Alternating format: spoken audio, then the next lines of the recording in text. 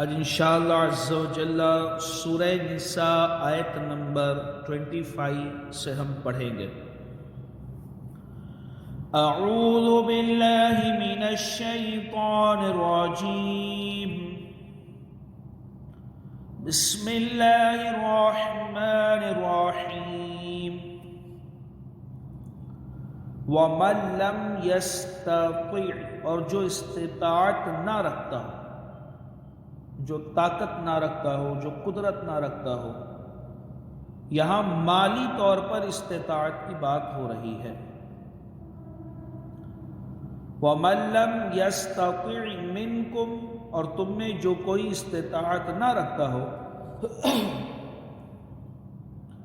وَمَن لَّمْ يَسْتَطِعْ مِنكُمْ طَوْلًا أَن يَنكِحَ الْمُحْصَنَاتِ الْمُؤْمِنَاتِ، اور تم میں سے جو کوئی اتنی قدرت نہ رکھتا ہو کہ آزاد مسلمان عورتوں سے نکاح کر سکے۔ يَنْكِحَ الْمُحْصَنَاتِ الْمُؤْمِنَاتِ، آزاد مسلمان عورتوں سے نکاح کر سکے، تو اب اس کا کیا حل ہے؟ فَمِمَّا مَلَكَتْ أَيْمَانُكُم مِّن فَتَيَاتِكُمُ الْمُؤْمِنَاتِ، تو ان مسلمان کنیزوں سے نکاح کر لے جو تمہاری ملک میں ہے۔ ایسی کنیز جو کسی مسلمان کی ملک میں ہو اور وہ مسلمان ہو، تو اب اس سے نکاح کر لو۔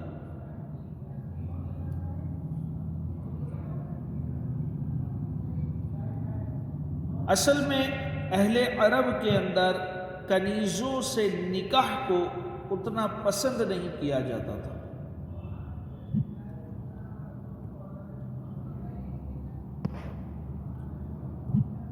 تو آیت میں وہی چیز، اور تم میں جو کوئی اتنی قدرت نہ رکھتا ہو کہ آزاد مسلمان عورتوں سے نکاح کر سکے، تو ان مسلمان کنیزوں سے نکاح کر لے جو تمہاری ملک میں ہے۔ وَاللَّهُ أَعْلَمُ بِإِيمَانِكُمْ، اور اللہ تمہارے ایمان کو خوب جانتا ہے۔ بَعْضُكُم مِّن بَعْضٍ، تم سب آپس میں ایک جیسے ہو۔ اب یہاں یہ مراد ہے کہ تم سبھی جو ہے آدمی ہو، حضرت آدم علیہ السلام کی اولاد میں سے ہو، چاہے وہ کنیز ہو چاہے وہ آزاد ہو، تم سب آپس میں ایک جیسے ہو، سبھی انسان ہو۔ یا اس کا ایک معنی یہ ہے کہ تم سب ایمان میں ایک جیسے ہو۔ فَانكِحُوهُنَّ بِإِذْنِ أَهْلِهِنَّ وَآتُوهُنَّ أُجُورَهُنَّ بِالْمَعْرُوفِ،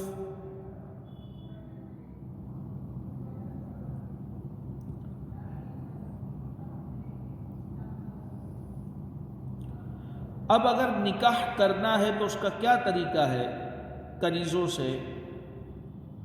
تو ان کے مالکوں کی اجازت سے ان سے نکاح کر لو۔ اب یہاں مالک کی اجازت اس لیے ضروری ہے کہ ایک تو یہ ہے کہ جب مالک نے اجازت دے دیا تو اب مالک اس عورت کے قریب نہیں ہو سکتا، کیونکہ یہ کسی کی منکوحہ بن جائے گی، یہ کسی دوسرے مومن کے نکاح میں آ جائے گی۔ تو اس لیے مالک سے اجازت لینا یہ ضروری ہے۔ فَانكِحُوهُنَّ، تو ان سے نکاح کرو، بِإِذْنِ أَهْلِهِنَّ، اذن کا مطلب ہوتا ہے اجازت، بِإِذْنِ أَهْلِهِنَّ، تو ان کے مالکوں کی اجازت سے ان سے نکاح کرو۔ وَآتُوهُنَّ أجورهن بالمعروف، اور دوسرا حکم یہ ہے اور اچھے طریقے سے انہیں ان کے مہر دے دو۔ آزاد عورت سے اگر نکاح ہو رہا ہے تو اس کے تعلق سے ہم نے حکم پڑھ چکے ہیں کہ ان کے مہر کی ادائیگی اچھے طریقے سے کرو، اچھے انداز میں کرو۔ اگر کنیز سے بھی نکاح کر رہا ہے تو یہی حکم ہے کہ ان کے مہر انہیں اچھے انداز میں ادا کرو۔ وَآتُوهُنَّ أُجُورَهُنَّ بِالْمَعْرُوفِ، اور اچھے طریقے سے انہیں ان کے مہر دے دو۔ تو آپ اندازہ لگائے کہ جب کنیز کے ساتھ نکاح ہو رہا ہے تو مہر کی ادائیگی کا یہ انداز ہونا چاہیے، تو جب آزاد عورت سے نکاح ہو رہا ہو تو کتنے اچھے انداز میں اس کا مہر ادا کرنا چاہیے۔ محصنات غیر مسافحات ولا متخذات اخدان، اس حال میں کہ وہ نکاح کرنے والی ہو، نہ زنا کرنے والی اور نہ پوشیدہ آشنا بنانے والی۔ اس کا مطلب یہ ہے کہ اعلانیہ نکاح کرو اس کے مالک کی اجازت سے، اور اسے اس کا مہر اچھے انداز میں دو۔ چھپ کر کے جو ہے پوشیدہ آشنائیں بنانے والی اس طریقے سے کوئی معاملہ نہ ہو، بلکہ اچھے انداز میں نکاح ہو۔ فَإِذَا أُحْصِنَّ فَإِنْ أَتَيْنَ بِفَاحِشَةٍ فَعَلَيْهِنَّ نِصْفُ مَا عَلَى الْمُحْصَنَاتِ مِنَ الْعَذَابِ۔ فَإِذَا أُحْصِنَّ، پھر جب ان کا نکاح ہو جائے، کنیزوں کا نکاح ہو گیا، اب وہ کسی کی منکوحہ بن چکی ہے، اب وہ کسی کے گھر کی عزت بن چکی ہے، اب وہ کسی کے حصار میں، کسی کے قلعے میں آ چکی ہے۔ فَإِذَا أُحْصِنَّ، پھر جب ان کا نکاح ہو جائے، فَإِنْ أَتَيْنَا بِفَاحِشَةٍ فَعَلَيْهِنَّ نِصْفُ مَا عَلَى الْمُحْصَنَاتِ مِنَ الْعَذَابِ، تو اگر وہ کسی بے حیائی کا ارتکاب کرے، فَإِنْ أَتَيْنَا بِفَاحِشَةٍ، اب اگر وہ بے حیائی کا کام کرتی ہے، کوئی فحش کام کرتی ہے، فَعَلَيْهِنَّ نِصْفُ مَا عَلَى الْمُحْصَنَاتِ مِنَ الْعَذَابِ، تو ان پر آزاد عورتوں کی نسبت آدھی سزا ہے۔ جو آزاد عورت اگر وہ فحش کام کرے، بے حیائی کا کام کرے، تو جو آزاد عورت کی سزا ہے اس کی آدھی سزا ہے اس پر، مگر سزا ضرور ہے۔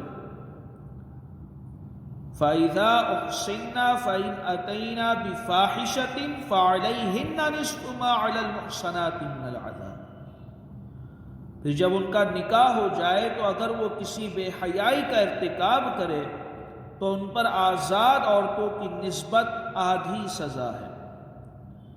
آزاد عورتوں کی کیا سزا تھی؟ 100 کوڑے، تو ان کی سزا 50 کوڑے ہے۔ ذَلِكَ لِمَنْ خَشِيَ الْعَنَتَ مِنْكُمْ، یہ اس کے لیے ہے، کنیزوں سے نکاح کرنا، مسلمان کنیزوں سے، یہ اس کے لیے ہے۔ کس کے لیے ہے؟ ذَلِكَ لِمَنْ خَشِيَ الْعَنَتَ مِنْكُمْ، یہ تم میں سے اس شخص کے لیے مناسب ہے جسے بدکاری میں پڑ جانے کا اندیشہ ہو۔ وَأَن تَصْبِرُوا خَيْرٌ لَكُمْ، اور تمہارا صبر کرنا تمہارے لیے بہتر ہے۔ اس کی کیا وجہ ہے کہ صبر کرنا بہتر بتایا گیا؟ اس کی وجہ یہ ہے کہ دیکھیں، ایک تو ہے یہ کنیز، ہو سکتا ہے کہ اس کے مالک کی طرف سے اسے جو ہے شوہر کی خدمت کی اجازت نہ ملے، یا شوہر کی خدمت وہ بعد میں نہ کر سکے، تو اس لیے صبر کرنا یہ بہتر ہے۔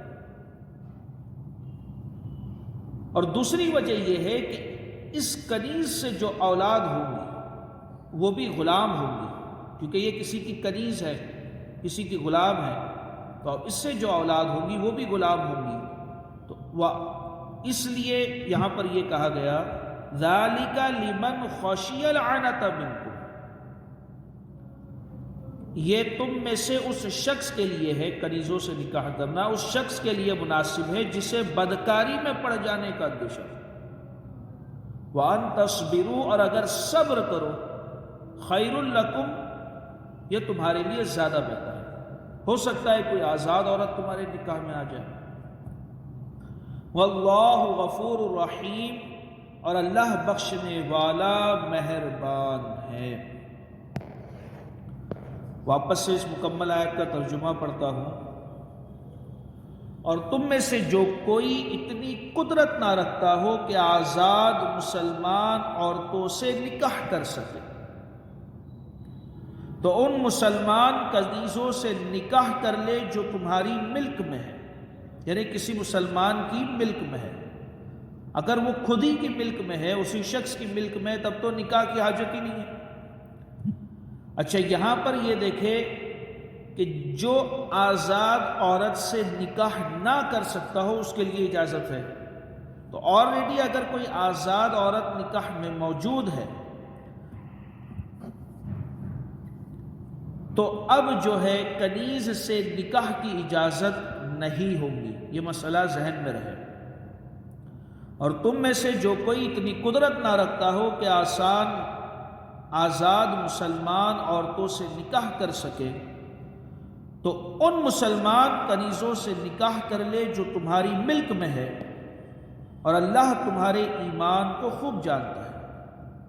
تم سب آپس میں ایک جیسے ہو تو ان کے مالکوں کی اجازت سے ان سے نکاح کر لو، اور اچھے طریقے سے، اب نکاح جب کرنا ہی ہے تو مالکوں کی اجازت لو اور اچھے طریقے سے انہیں ان کے مہر دے دو، اس حال میں کہ وہ نکاح کرنے والی ہو، نہ زنا کرنے والی اور نہ پوشیدہ آشنا بنانے والی۔ پھر جب ان کا نکاح ہو جائے تو اگر وہ کسی بے حیائی کا ارتکاب کرے تو ان پر آزاد عورتوں کی نسبت آدھی سزا ہے۔ یہ تم میں سے اس شخص کے لیے مناسب ہے جسے بدکاری میں پڑ جانے کا اندیشہ ہو، اور تمہارا صبر کرنا تمہارے لیے بہتر ہے، اور اللہ بخشنے والا مہربان ہے۔ جو شخص آزاد عورت سے نکاح کرنے کی قدرت اور وسعت نہ رکھتا ہو تو اسے چاہیے کہ وہ کسی مسلمان کی مومنہ کنیز سے اس کے مالک کی اجازت کے ساتھ نکاح کر لے۔ اور رہی اپنی کنیز، تو اپنی کنیز سے نکاح نہیں ہو سکتا، کیونکہ وہ مالک کے لیے نکاح کے بغیر ہی حلال ہے، وہ ایسے ہی حلال ہے، اس سے تو نکاح کی حاجت ہی نہیں ہے۔ ہاں، ایک چیز ہو سکتی ہے کہ اسے آزاد کر دے، آزاد عورت بنا دے، اب اس سے نکاح کر لے، تو یہ سب سے بہترین صورت ہے کہ اب اگر اولاد بھی ہوئی تو وہ آزاد ہے، اور یہ سب سے بہترین صورت ہے۔ اور یہ چیز حضور صلی اللہ تعالیٰ علیہ وسلم کی زندگی سے بھی ثابت ہے کہ آپ نے آزاد کر دیا اور پھر اس سے جو ہے نکاح کر لیا۔ باندی سے نکاح کرنے کے متعلق دو شرعی مسائل۔ نمبر 1، جو شخص آزاد عورت سے نکاح کرنے کی قدرت رکھتا ہو اسے بھی مسلمان کنیز سے نکاح کرنا جائز ہے، البتہ اگر آزاد عورت نکاح میں ہو تو اب باندی سے نکاح نہیں کر سکتا۔ یعنی اگر کوئی اتنا کیپیبل ہے کہ وہ آزاد عورت سے نکاح کر سکتا ہے تو بھی اسے کنیز سے نکاح کرنے کی اجازت ہے، مگر اگر آلریڈی کوئی آزاد عورت نکاح میں موجود ہے، اب وہ دوسری جو ہے کنیز سے نکاح کرنا چاہتا ہے تو اب اس کی اجازت نہیں ہے۔ احناف کے نزدیک، حنفیوں کے نزدیک کتابیہ لونڈی سے نکاح بھی کر سکتا ہے، جبکہ مومنہ کنیز کے ساتھ نکاح مستحب ہے۔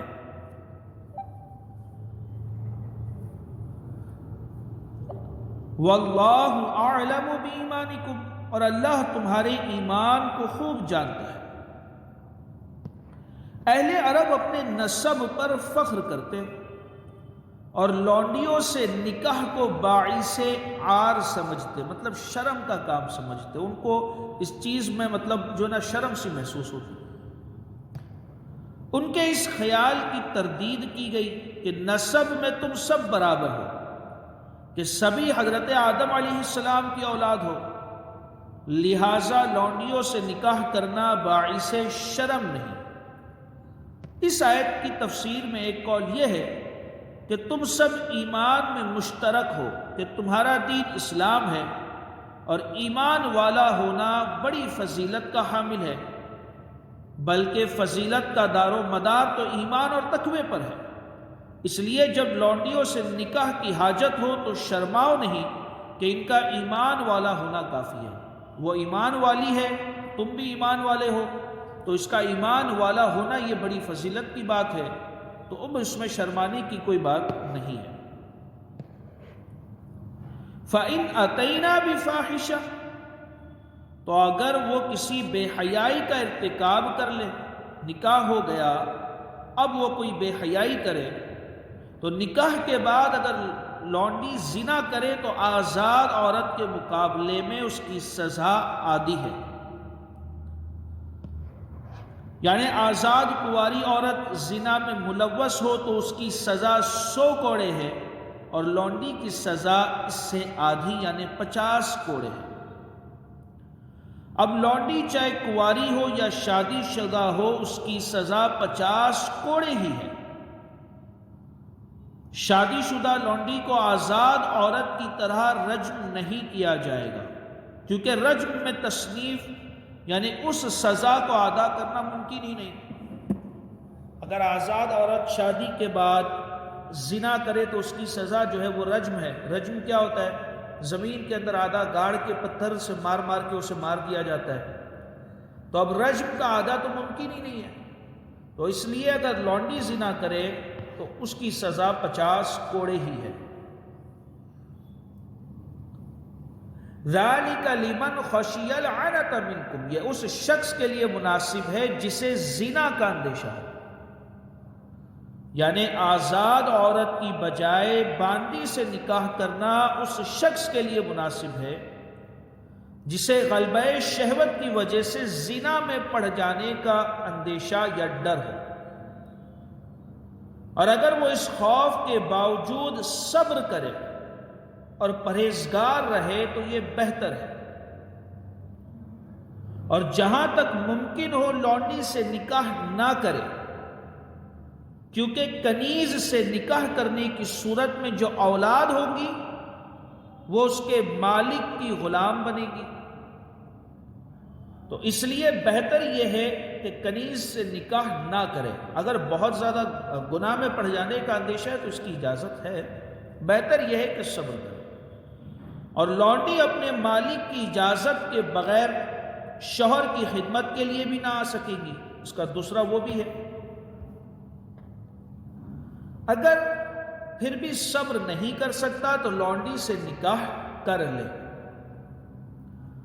اب یہاں ایک بات جو بتائی جا رہی ہے کہ یاد رہے کہ فی زمانہ بین الاقوامی طور پر، یعنی ورلڈ لیول پر، ورلڈ آرگنائزیشن جتنے بھی ورلڈ کے اندر ممالک ہے، سب نے جو ہے ایک قانون بنایا ہے کہ اب کوئی کسی کو لونڈی یا غلام نہیں بنا سکتا، اور جب تک یہ قانون پر عمل کیا جا رہا ہے تب تک کوئی لونڈی یا غلام موجود نہیں ہے۔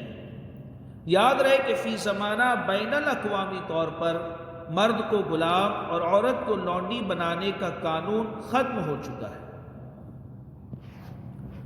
نکاح کا شرعی حکم دیکھیے، مرد کے لیے بسا اوقات نکاح کرنا مکروہ ہے، یعنی ناپسندیدہ ہے۔ 5 سٹیپس ہے۔ مرد کے لیے بسا اوقات نکاح کرنا مکروہ ہے، اور بعض اوقات میں نکاح کرنا حرام ہے،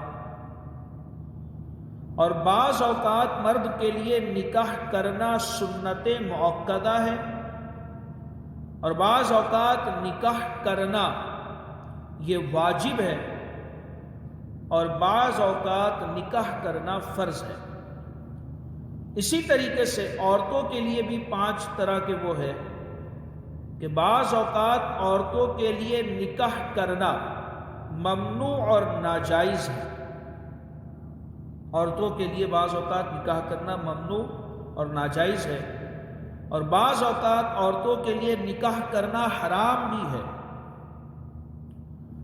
اور بعض اوقات عورتوں کے لیے نکاح کرنا سنت، اور بعض اوقات نکاح کرنا واجب، اور بعض اوقات میں نکاح کرنا فرض ہے۔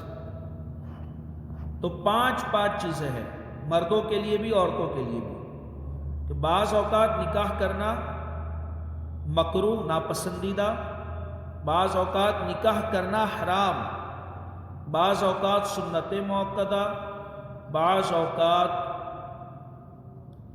واجب، اور بعض صورتوں میں فرض بھی ہے۔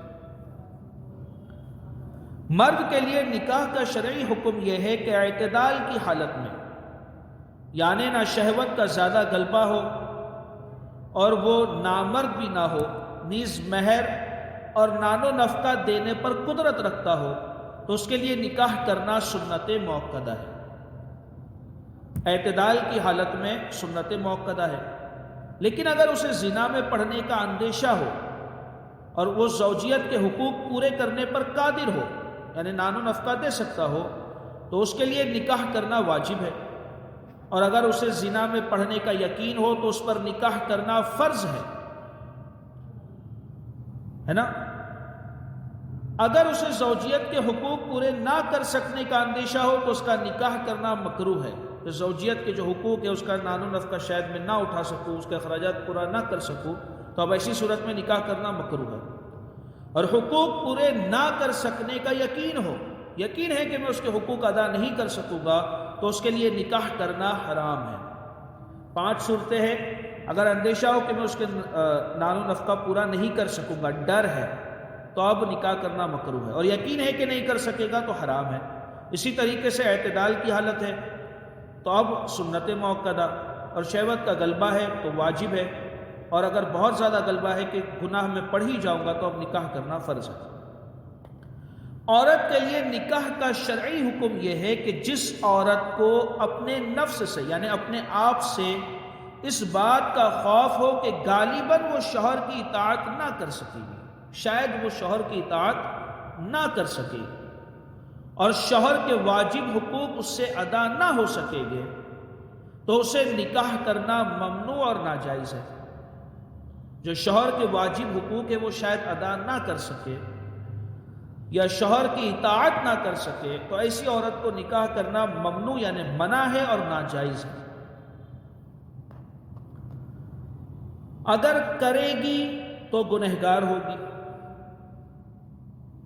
اگر اسے ان چیزوں کا خوف یقینی ہو کہ شاید وہ کر ہی نہ سکے، مرد کی اطاعت نہ کر سکے، مرد کی فرما برداری نہ کر سکے گی، یقین ہو، تو اسے نکاح کرنا حرام قطعی ہے۔ جس عورت کو اپنے نفس سے ایسا خوف نہ ہو، اسے اگر نکاح کی شدید حاجت ہو، اب وہ یہ ہے کہ اپنے مرد کی وہ اطاعت کر سکے گی، اس کے واجب حقوق ادا کر سکے گی، اور اسے نکاح کی شدید حاجت ہو، اس کے کہ نکاح کے بغیر معاذ اللہ گناہ میں مبتلا ہو جانے کا ظن غالب ہے، تو ایسی عورت کو نکاح کرنا واجب ہے۔ اور اگر نکاح کے بغیر گناہ میں پڑھنے کا یقین ہے کہ میں گناہ میں پڑ جاؤں گی، یقین کلی ہو، تو اس پر نکاح کرنا فرض ہے، جبکہ وہ شوہر کے واجب حقوق ادا کر سکے اور اس کی اطاعت کر سکے۔ اگر حاجت کی حالت اعتدال پر ہو، بہت زیادہ حاجت نہیں ہے نکاح کی، یعنی نہ نکاح کرنے سے بالکل بے پرواہی ہو، نہ اس شدت کا شوق ہو کہ نکاح کے بغیر گناہ میں پڑنے کا ظن غالب ہو، تو ایسی حالت میں اس کے لیے نکاح کرنا سنت ہے، یعنی اعتدال کی حالت ہو تو سنت ہے، جبکہ وہ اپنے آپ پر اس بات کا کافی اطمینان رکھتی ہو کہ اس سے شوہر کی اطاعت ترک نہ ہوگی، عورت کے لیے نکاح کے اندر یہ چیز کی بہت زیادہ ضرورت ہے کہ اس سے شوہر کی اطاعت ترک نہ ہوگی تو اب اس کے لیے یہ چیز سنت ہے، اور اگر یا بسا اوقات واجب ہے یا فرض ہے، مگر اس چیز کو مد نظر رکھتے ہوئے، اور وہ شوہر کے حقوق اصلاً ضائع نہ کرے گی تو اس کے لیے نکاح کرنا سنت ہے اعتدال کی حالت میں۔ اور اگر معلوم ہے کہ شوہر کے حقوق ادا نہیں کر سکے گی، ایسا ڈر ہے، تو منع ہے اور ممنوع ہے، اور اگر یقین ہے کہ نہیں ادا کر سکے گی تو اب اس کے لیے نکاح کرنا حرام ہے۔ اور شہوت کا غلبہ ہے کہ اگر نکاح نہیں کرے گی تو گناہ میں پڑ جائے گی، تو واجب ہے کہ نکاح کر لے، اور اگر ایسا ہے کہ اگر نکاح نہیں کرے گی تو گناہ میں پڑ ہی جائے گی تو فرض ہے کہ نکاح کر لے۔ جو مردوں کے لیے حکم ہے ویسے ہی سیم عورتوں کے لیے ہے۔ صلو علی الحبیب صلی اللہ تعالی علی محمد۔